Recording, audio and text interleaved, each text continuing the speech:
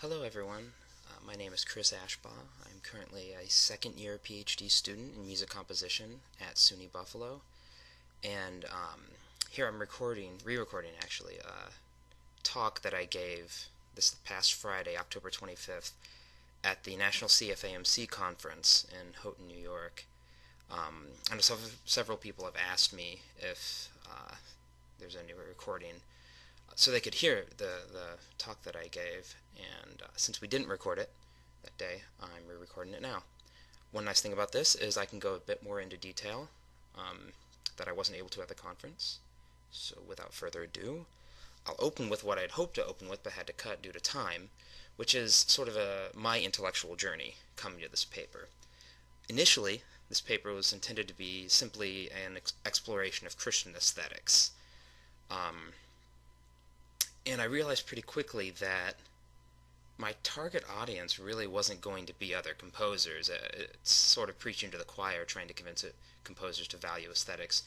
And I could explore Christian aesthetics more deeply or critically, but that wasn't what I wanted to start out with. What I wanted to start out with was essentially an argument for more Christians to embrace aesthetics, to embrace the pursuit of beauty, which composers naturally value because it's our craft, our art, but I felt like a lot of fellow believers didn't. And I realized that to do that, it wouldn't be effective just to try to mine quotes from the Bible, verses here or there that supported the idea, or something like that. I really needed to show that the basic way we view the world should include beauty. And so I had to keep on backing up a step and backing up another step and another step until I realized that my paper was really more about the facets of our interaction with God, with Christ himself, as opposed to simply a paper on aesthetics. And with that, I hope to be able to really reach out to my fellow believers in the local communities I'm involved in, and be able to hopefully enrich their lives, and in the process create a better space for artists like me and the other members of CFAMC to live and work in. So that is sort of my intellectual journey and how the paper changed over time. See, the subtitle is an exploration of aesthetics in light of a tripartite experience of Christ. It was an exploration for me. I discovered, one thing after another, and a lot of study of the Bible, some reading of some excellent works on aesthetics, especially Rookmaker's Modern Art and the Death of a Culture was helpful for me, just sort of framing the issue in my mind, and a huge amount of conversations with peers and colleagues, and especially just a lot of the believers that are in my local communities, just seeing what they thought about beauty and the pursuit of Christ, and whether or not they're intertwined. And unfortunately for we composers, frequently enough they don't seem to be in the minds of the average believer. Okay. First place we're going to begin is with what's called the sacred-secular divide. Now, from childhood up until now, I've been involved in the evangelical church, and a variety of them, mostly Brethren and Baptist in nature. But pretty consistently, what I hear in just general conversations I have with other believers, and sermons at Christian conferences and Bible studies, the world is framed as having three categories, roughly. There are sinful things, most typically including all those things in the lists that Paul would make when he's listing the sorts of actions you shouldn't be committing in order to follow Christ and whatnot. And then there's, of course, the things of God, which was fairly straightforward. What's most often mentioned is cultivating the virtues, like those mentioned in Galatians: love, joy, peace, patience, kindness, goodness, faithfulness, gentleness, and self-control. And then other typically Christian-y actions were thrown around, like going on mission trips, reading the Bible, witnessing to friends and strangers, and just that whole list of typical evangelical things. Well, it's not just evangelical, of course, but in the churches I grew up in, that was kind of the to-do list for us. And then there was this bizarre category. It always struck me as bizarre, the sort of neutral things. These things were, I guess a decent analogy is like sugar on those dietary pyramids, where it was never like it was totally forbidden, but it was like, try to avoid these things if you can, if you have to do it sometimes. I mean, we all do it.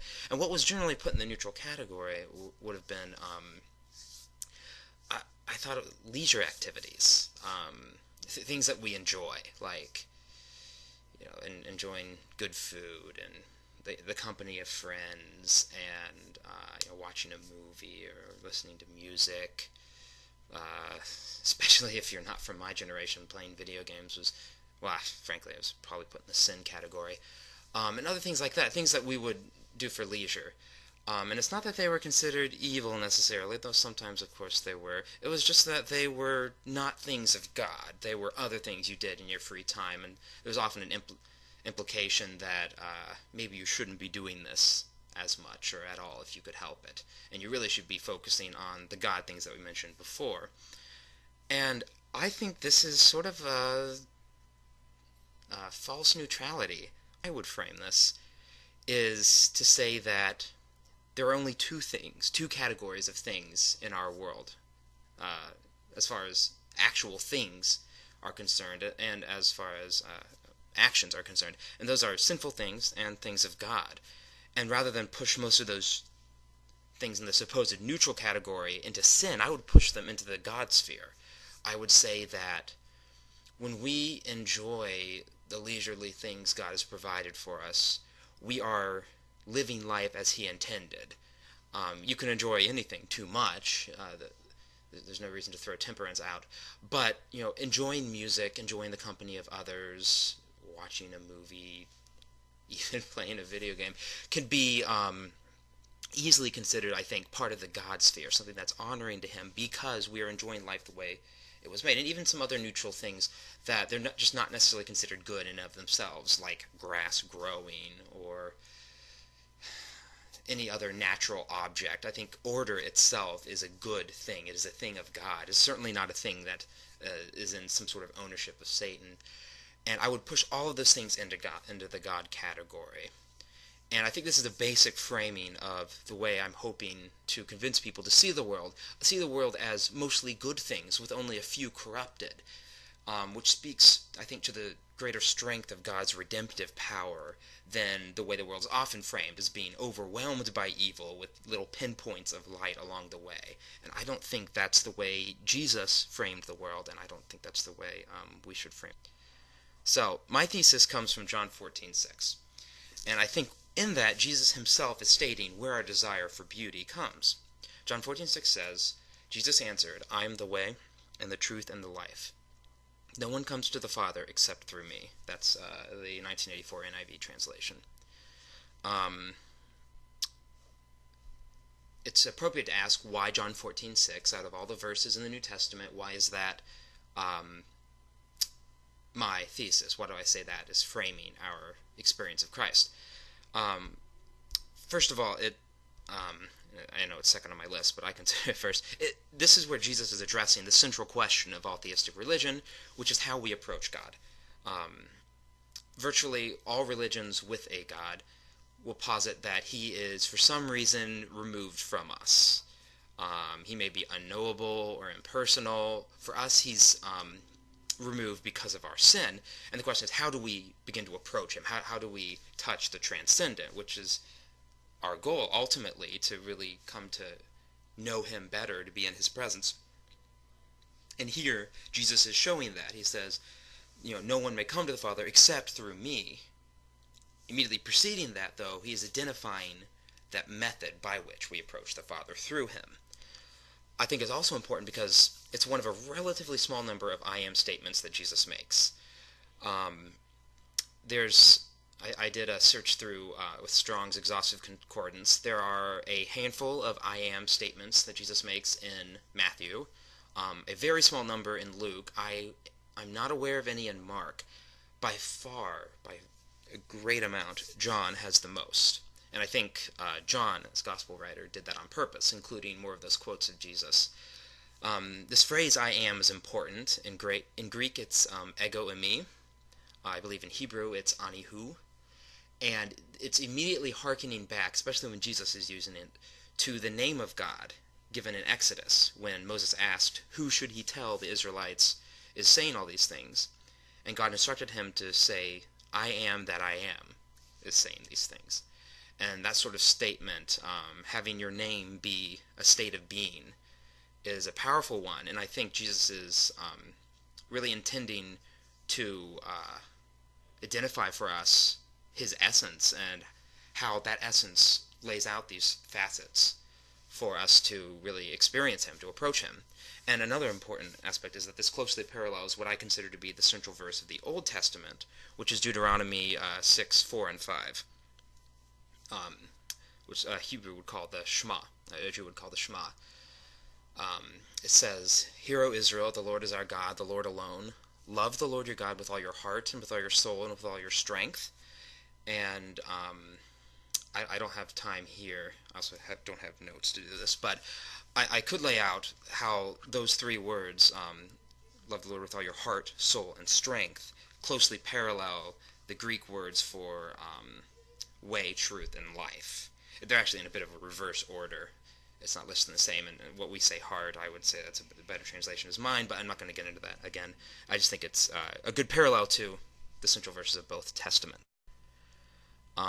This is an interlinear translation from the Biblos Interlinear Bible, I believe. And you can see I've highlighted in red the important words. Way is the Greek word hodos. Truth is the Greek word aletheia. And life is the Greek word zoe. So beginning with hodos, the first facet of our experience with Christ is the way. The nice thing about the Greek word hodos is it means pretty much the same as our what we translate as the way. You can see this in the sense of I can talk about the way to the store or the way to your house, the way to the place that you work, and we all understand that this is a geographical way. It's an actual physical road or set of roads. It's a path that you can take. And we understand that concept, like with a map or with Google Maps or anything like that. It's familiar to us. And we also have the metaphorical way. We talk about following the way of Christ. Early Christians, the first name for Christianity was the way, before it really became Christianity. They had other words for it. And we understand that means it's a figurative path. It's metaphorical. It's not a physical destination, but there is travel along a path of learning and growth and maturity, and we see how that works. There's also a neat third meaning for hodos that we don't have in English for the word way, which is that it's a mode or a means for the journey. So I think this is a beautiful picture that Christ has not only laid out a path for us in clothing himself with humanity and living a perfect life to demonstrate for us how one does that, he is also, through the Holy Spirit, the means for travel along that path. So instead of giving us an incredibly difficult code to live by and then abandoning us to attempt it, he actually provides the means for travel to follow him as well. And I think that's a beautiful idea. And you can see with the translation statistics below this that it's not surprising the different translations of hodos. It's all physical or metaphorical ways, pretty much. I like to divide each of these facets into sort of a dichotomy. This is reflecting the sacred-secular split in the beginning, where I said there's nothing neutral. There's only sin or things of God. I said most things are things of God. So in that same sense, in following Christ, you're rather following him in the act of coming closer to him in the moral sphere. That's what I consider the way to be, the sort of moral actions, what our heart is doing. So we're either coming closer to God or we're walking away from him. There's no neutral territory. There's no standing, sitting still. Okay, so we're at our second facet. This is Jesus as aletheia, the truth. The Greek definition of aletheia means truth in the same way that the English one does, the English definition of truth does, although they do have this interesting concept of, if you do a word study, aletheia is this idea of reality versus illusion. So it's actual truth, as opposed to truth from our perspective. It's very much objective truth and not subjective truth. It's very concerned with the way God sees the world as opposed to the way we see the world. Truth as the world actually is, instead of any sort of perception of it. And as you can see in the translation statistics, there's pretty much only one translation of this, our word truth. And the dichotomy here, with the experience of the facet of truth in our relationship with Christ, is that something is either true or not true. And this dichotomy is a little bit more difficult. I couldn't get into this in my talk either. Sometimes even knowing the existence of a lie is important, and I would say that knowing the existence of a lie is a truth in of itself. The problem is believing a lie, I think, would be the only thing I would put in this not truth category on the left here. So understanding Satan's plans is in the truth category, because God understands Satan's plans, of course, and sees through his lies. Believing them, on the other hand, would be not truth, and that's the thing that we should avoid. So as we learn more about God himself, his nature, about the world he created for us and the people he placed in the world, and about ourselves, we're moving closer to God by definition. Simply knowing these things is to grow closer to him in our walk with him and in our relationship, and is to experience Christ through this truth. And the third facet, my personal favorite, is Jesus as Zoe, the life. Strong's definition is that this is essentially life, both physical and spiritual. But there's additional definitions. Strong's has this listing where it breaks down a better, more specific definition of each of this word in specific passages. And the interesting thing is, when you're looking at passages where Jesus is describing his own life, or someone else is describing the life of God, the life that God grants us, the words they use are talking about the absolute fullness of this life. And a contemporary writer at the time described Zoe as meaning life real and genuine. And I think these ideas, this fullness aspect, and Jesus' promise to grant us abundance of life, are reflecting things that same things that Paul would talk about, like especially in Ephesians, where he's saying that we should be filled to the measure of all the fullness of God. I think that is referring to the enjoyment of life. It doesn't make sense to me, like a lot of evangelicals would say, that when you're speaking of life, they connect it into the moral realm again, and they say that this is, to have full life means to have the virtues that we talked about before, to follow Christ. I don't think that's it. It doesn't make sense, because often in the same passage, Christ would then say, follow after me, and, I will grant you this abundance of life. He separated the two, and I don't think he would have if simply following after him is having that life. I think he intended life to be something else, in the same way that the Westminster Catechism separates the two. It says the chief end of man is to glorify God and enjoy him forever. They're two separate categories, and they both are purposes. They both provide us a telos, a goal. And I would definitely put the experience of beauty, the experience of aesthetics, underneath this category of life, living life to the fullest. And now we come to the dichotomy in the experience of the facet of Zoe, or life. And this is that I believe anything that increases and more greatly fulfills our life according to God's plan and his design, or we'll be focusing on the right, and only things that take away from the fullness of life and take away from the experiences God intended are things that are to be avoided, things that are not life, not really life. And I'll take a minute here before I go to the next slide to run over. I called life, or beauty rather, a subset of this life, and I think it's a very important subset, maybe one of the primary ones, because I would include anything, any pleasure or joy we take in something, to be in that category of beauty. And I think we experience it 6 ways, and I know there was an interesting question at the conference describing a 7th, of which I don't know how familiar I am with that, but I'll talk about that too. Five of the six ways are just the senses: touch, taste, smell, sight, and our favorite, sound, hearing. And obviously, anytime we enjoy one of those senses in its proper place, the way God designed, I think we're growing closer to Him directly in and of that simple enjoyment. We are experiencing life as God intended it, and we're honoring Him in that way. And it's all aesthetic space. And there's a sixth that I would add, which is sort of an intellectual appreciation for something. I think that's where you'd have to put humor. Humor isn't funny for any of physical sensory reasons as much as it is for an intellectual appreciation of something, some sort of cleverness that we recognize, or some sort of surprise that provokes the humor impulse in us, as well as just simply enjoying intellectual discovery, elegance in writing or in anything like that. I think that's all an intellectual appreciation.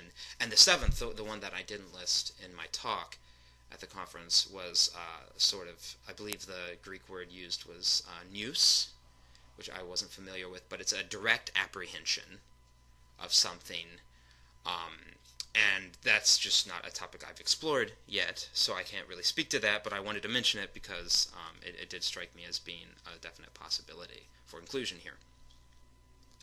So, moving on to this next slide, this will show what I believe to be a full experience of Christ, what I think is necessary for it.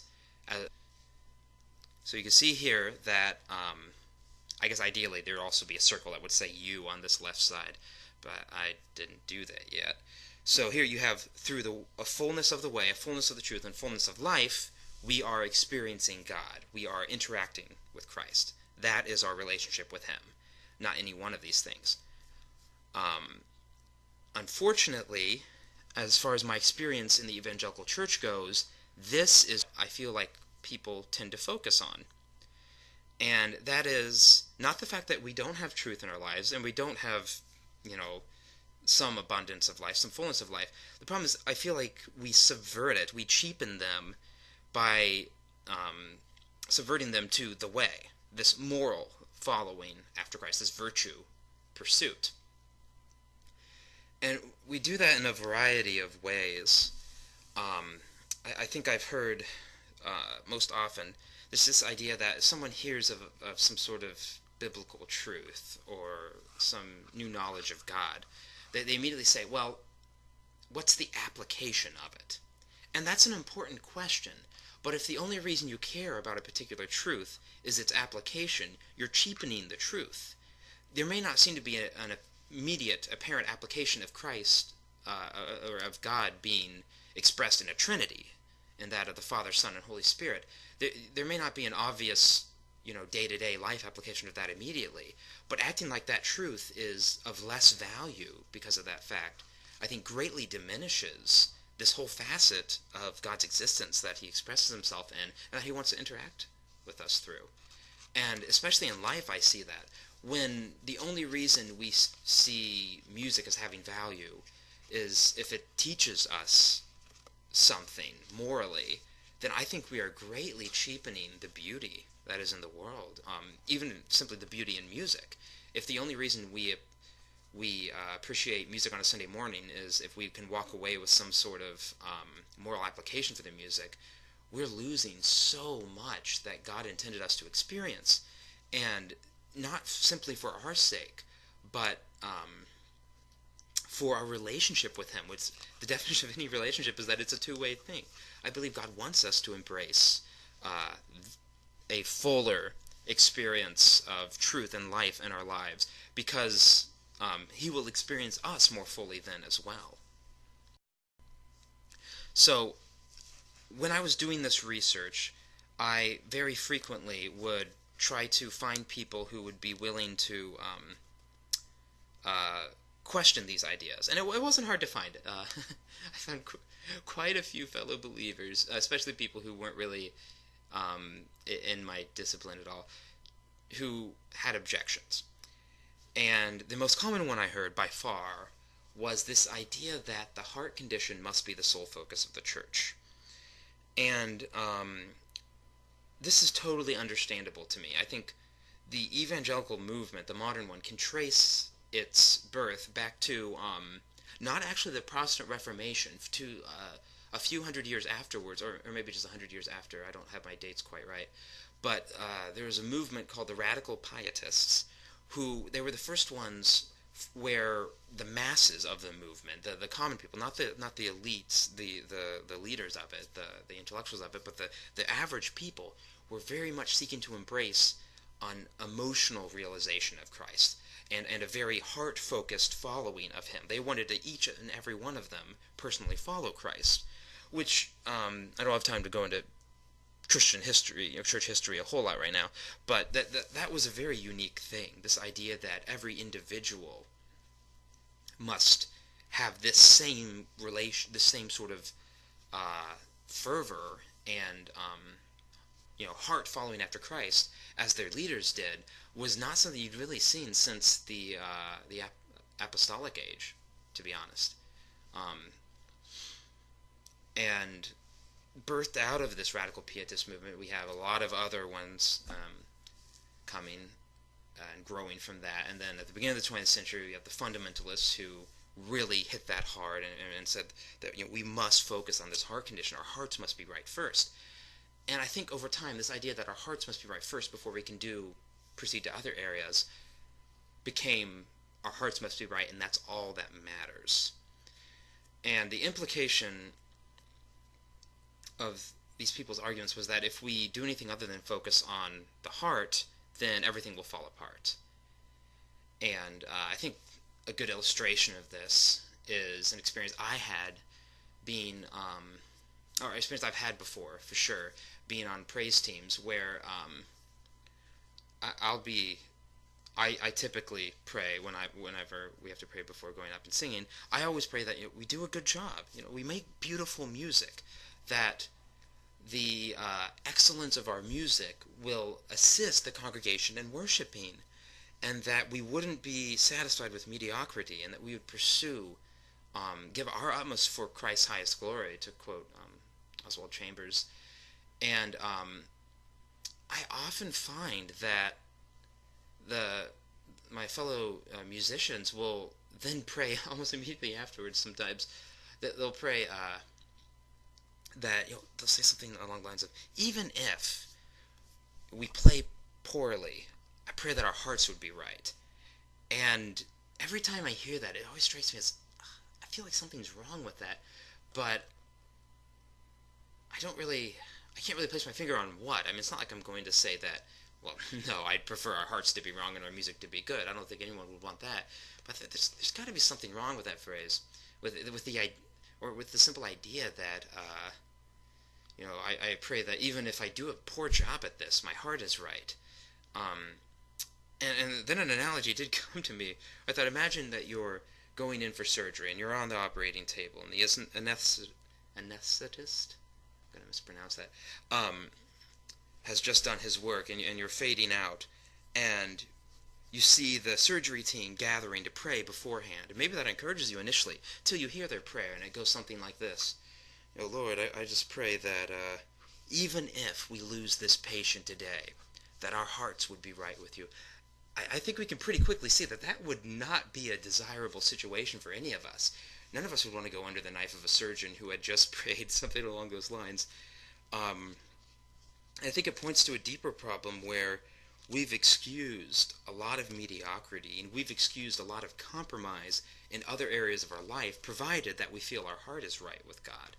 And I think, frankly, that's a sign that the heart isn't quite totally right with God. And that's the way I would respond to these arguments that the heart condition must be the sole focus. Paul has this idea of spiritual milk versus spiritual solid food. People who are still really struggling with walking after Christ, they need that spiritual milk. They need, they're like infants still, and they need to mature and grow. But at a certain point, you cease needing the spiritual milk, and what you need is solid food. You need deeper, more critical things, a more expansive experience of Christ. And I think that's what's being missed out on when people object with the heart condition argument. The second kind of argument that I hear, and it's kind of a silly one, but it still made often enough that I felt the need to address it. And it's that it's just simply too difficult to pursue all three facets of the experience of Christ. They say it's kind of similar to the first argument. They say if we try to do all three, it will fail. We can't do all three. And I think you could dismiss that. There's so many things in the Christian experience that are difficult or impossible on our own, but we're still called to pursue them. We're never going to reach perfection on earth, but that doesn't mean at any point that we stop pursuing perfection. We're never going to be totally like Christ. We're never going to have all of these virtues he listed down, but that doesn't ever mean that we stop pursuing them or that we give up on one. I mean, no one ever said, well, I'll just focus on joy because patience is too difficult, and maybe I might be able to attain real joy, but I can never retain real joy and real patience. We would pursue both. We would never throw the others out at any point. And I think that's a poor reason to say that you're going to ignore the truth and the beauty in your life simply because you're focusing on this way of following Christ. Last of all, I think it's important to note some practical steps forward.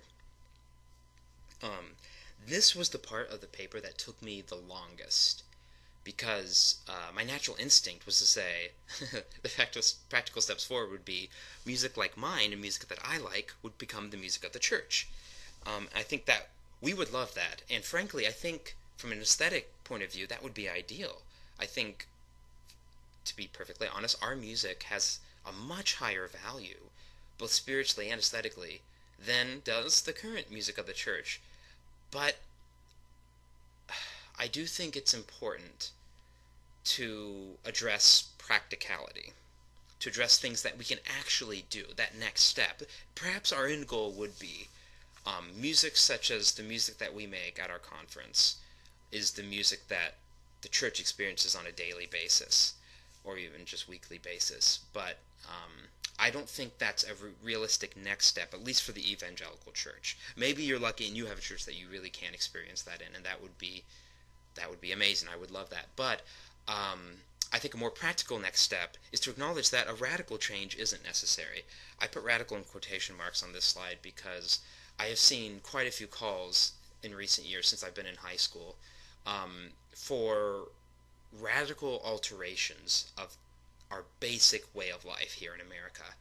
And I think the fact that the books that have these calls or the videos or whatever are incredibly popular, and yet you see virtually none of the people who hail these books and these movies or just videos, you see virtually none of them actually embracing this radical lifestyle. And I don't have time to address them specifically, but essentially they all say something along the lines of give up our high-paying jobs, give up our wealth and our position, and sell it all, give it away, take low-paying jobs on purpose. I mean, not just for the sake of them being low-paying, but generally, more charity-oriented things or mission-oriented things, and living in purposeful poverty and things like that. And the fact that virtually no one in America has embraced this leads me to believe that somehow we instinctively know that's not quite what Christ intended, at least not on a universal scale.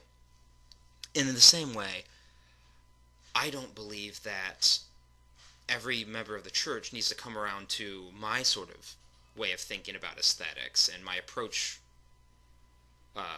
my very high-level approach to Christ. I think every Christian already experiences all three of these facets that I've listed, this way, truth, and life. The problem is these facets are very rarely, the ulterior, or not ulterior, they're considered ulterior facets are not acknowledged.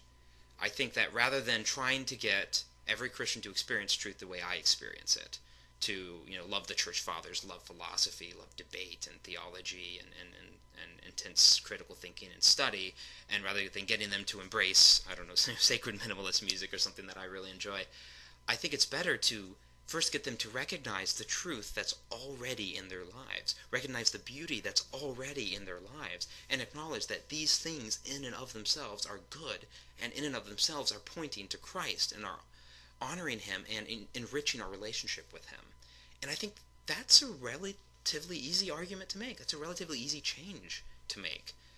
And having this discussion with my parents, I recall my mother having the revelation that she does experience these things. She said, I do. I admire so much, she said, on her drive to work, the beauty of just the land around me on the highway as she passes. These lush forests and it is southern Ohio, but there's still some rolling hills and whatnot. And she said, but I hadn't thought about that itself. Me simply enjoying that is part of my relationship with Christ. I'm growing closer to Him by doing that. And I came to the same revelation. When I write my music, that is me growing with Christ. Me becoming more godly morally is related, but it's different. And I should be doing both of those, you know? And I think this is a much easier argument to make. It's a much easier sell. And I think it's important that it is a much easier sell. I think that's something we need to acknowledge. And it's a first step that we can take. And it's one that I've tried to take in my just daily conversations. Whenever someone mentions, anything outside the category of the way, because we already praise those things. We already praise virtue and praise these obvious followings of Christ. Whenever someone mentions a new truth, I'm very quick to acknowledge it and praise it and say that's a wonderful thing. This new thing you discovered is enriching your life. It's enriching your relationship with Christ. Or when they enjoy something, enjoy anything. When I enjoy something with my friends, I love to simply bring up the fact that, hey, us simply spending time together is each of us growing with Christ individually. And when you start looking at life that way, it's such a positive thing. Instead of approaching this topic negatively and saying, look at the things the church is doing wrong, I like to approach it positively and say, look at the fullness that we could embrace, the things we could add into our lives and have them enriched by, something that we can approach closer to Christ through. And I really do think that's important.